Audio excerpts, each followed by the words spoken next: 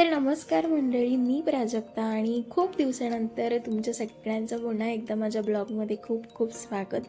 तर बरेच दिवस झाले मी माझ्या यूट्यूबच्या चॅनलला कुठलाही ब्लॉग जो आहे तो अपलोड केला नाही आणि सो मी डिसाईड केलं की आजच्या निमित्ताने ब्लॉगही अपलोड होईल.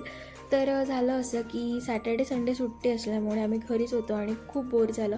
सो आम्ही डिसाईड केलं की इव्हनिंगला आपण कुठेतरी जाऊयात फिरायला.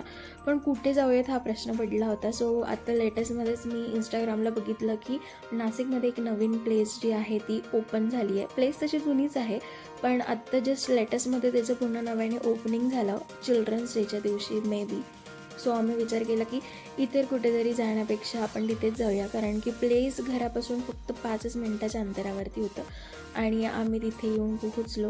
पण झालं असं की आज तिथे इतकी प्रचंड गर्दी होती आणि त्यात आम्ही मोठी गाडी आणली होती.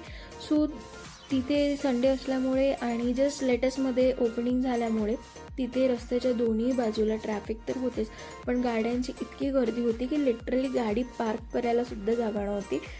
कदाचित नवीन ओपनिंग झालं त्याच्यामुळे खूप सारी गर्दी झालेली असावी आणि गर्दी तर होणारच, कारण की आम्ही नाशिककर आहोत. कारण की नाशिकमध्ये कुठलाही स्पॉट या मिसळ स्पॉट या कुठलं तरी एखादं छानसं ठिकाण जेव्हा चालू होतं तेव्हा नाशिककर इथे अशीच गर्दी करतात. सो आणि आज संडेही होतं त्यामुळे इथे गर्दी झालेली असावी असं मला वाटतं. सो आम्ही तिघं पण आज आलो होतो इथे विजिट करायला नवीन प्लेसला. सो मी तुम्हाला दाखवते प्लेस कोणती आहे ते. तर तुम्ही इकडे राईट साईडला बघू शकतात की जिकडे तिकडे फक्त सगळीकडे गाड्या ज्या आहेत त्या पार्क केल्या आणि लिटरली आम्हाला आमचं गाडी पार्क करायला कुठेच जागा नव्हती. सो आम्ही पुन्हा तिथून युटर्न मारला आणि लांब आमची गाडी लावली आणि पुन्हा 1 to 1 करत पुन्हा इथे आलो. तर आज कदाचित संडे असल्यामुळे इथे फार गर्दी होती.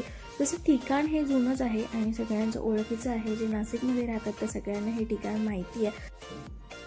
तर आम्ही आलेलो आहे गोदा पार्कला. गोदा पार्क जे आहे ते आमच्या घरापासून अगदी खूप जवळ आहे आणि हे ठिकाण तसं जुनंच आहे, पण त्याचं पुन्हा आत्ता नव्याने जस्ट ओपनिंग झालं आहे चिल्ड्रन्स डेच्या दिवशी. सो आम्हीही विचार केला की इतके सारे रील्स येत होते तर आपण पण जाऊन बघूया की काय नवीन केलं आहे तिथे. सो जस्ट आत्ता आम्ही मध्ये एंटर केलं आणि तुम्ही बघू शकतात की जितके बाहेर गाड्या पार्क केल्या होत्या त्याच्याही पेक्षा जास्त प्रचंड अशी मध्ये गर्दी होती. आणि मेन म्हणजे लहान मुलांसाठी खूप छान अशी प्लेस होती, कारण की लहान मुलांना कलरफुल लाईट्स आणि पाणी हे सगळ्या गोष्टी खूप आवडत असतात.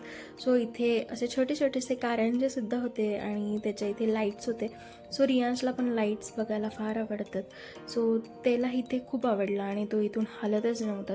पण आम्हाला अजून पुढेही जायचं होतं आणि बघायचं होतं की इथे काय काय छान छान केलेलं आहे ते.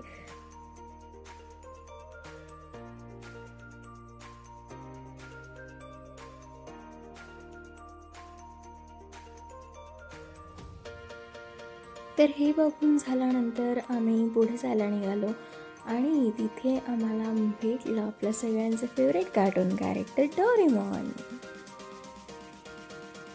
पण इथे खूप गर्दी होती त्याच्यामुळे आम्ही डोरेमॉनला शेक हँड करायला थांबलो नाही. तर तिथून आम्ही पुन्हा पुढे जायला निघालो, पण आम्ही इथून लांबूनच बघितलं की इथे होती त्याहीपेक्षा जास्त गर्दी समोर होती. का ते तुम्हाला दाखवतो.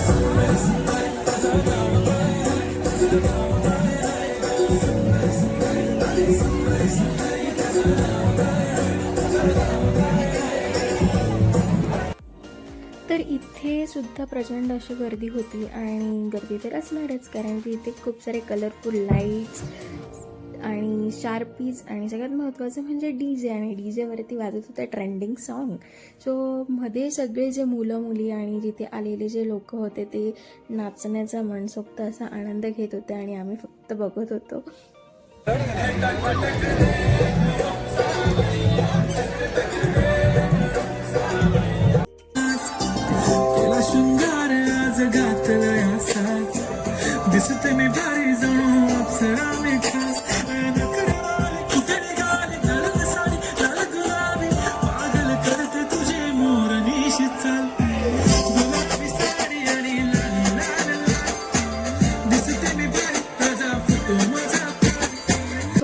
लाईट्स लावले होते पायऱ्या चढून आम्ही इथे वरती आलो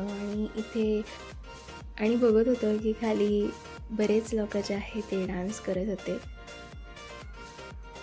सो तसे डान्स करायला मलाही खूप आवडतं, पण पब्लिक प्लेस होते त्यामुळे मी खूप कंट्रोल करत होते स्वतःला की नाही, इथे आपण डान्स नाही करू शकत.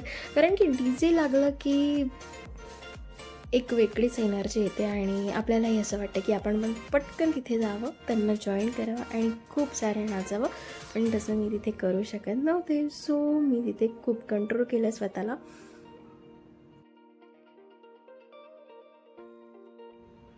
सो डान्स तर इथे आम्हाला नाही करता आला, पण इथे जर आम्ही आलोच होतो तर फोटोशूट तर आम्ही करणारच होतो. पण त्यासाठी आम्ही मध्ये आलो. पण इथे आल्यानंतर रियांचं असं म्हणणं होतं की तिला डान्स करायचा आहे. सो तो ऐकतच नव्हता.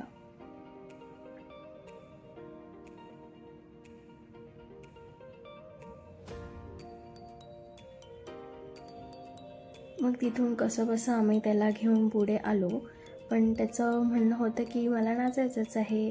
तर आम्हीही विचार केला की ठीक आहे.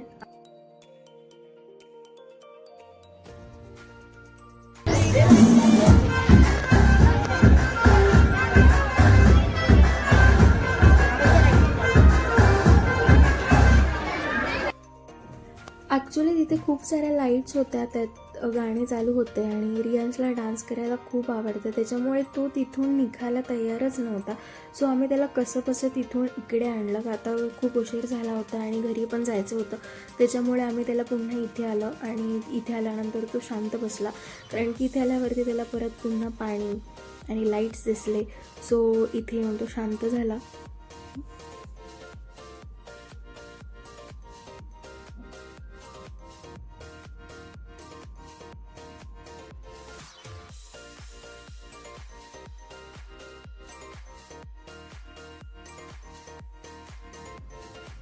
तर इथेच आम्हाला ऑलरेडी खूप उशीर झाला होता आणि आम्हाला अजून घरीसुद्धा जायचं होतं. तर आम्ही इथून निघालो घरी जायला. तर भेटूया माझ्या पुढच्या ब्लॉगमध्ये. तोपर्यंत बाय बाय.